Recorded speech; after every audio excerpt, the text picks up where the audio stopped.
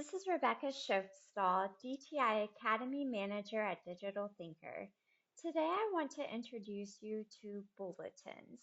The Bulletins functionality was released in Hexagon EAM version 12.1.1 and allows system administrators to create bulletins or notices within the desktop application.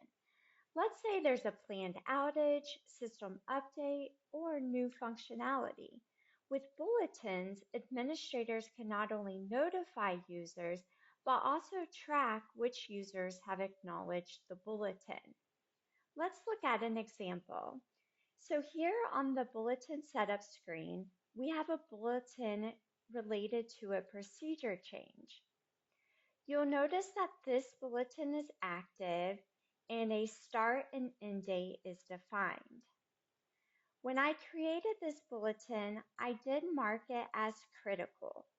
If the critical checkbox is selected, users must acknowledge the bulletin message. And the expire checkbox will automatically update once the bulletin is no longer active based on the end date.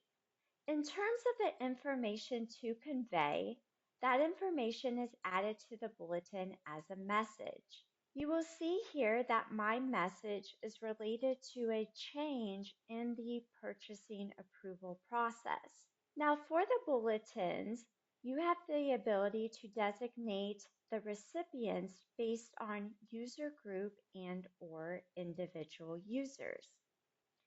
In this case, I want to notify a specific user group and also an individual user.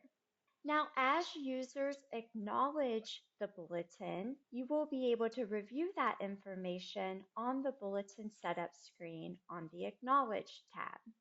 Let's log in as a user and view the bulletin message.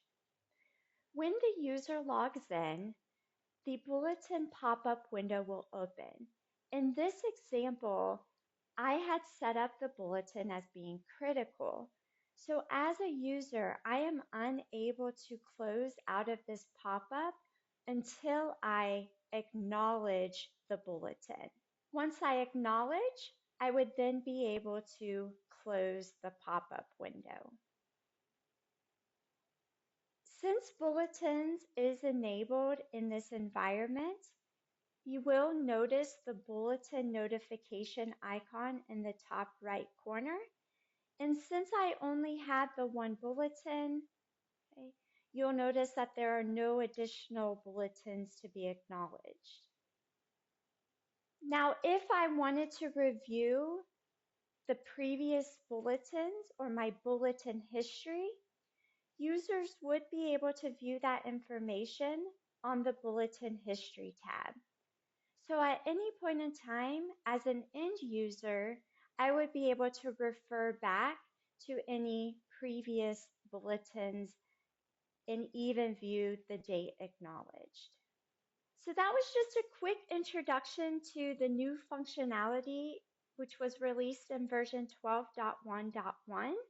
Hopefully you can find a great use case to use bulletins within your organization.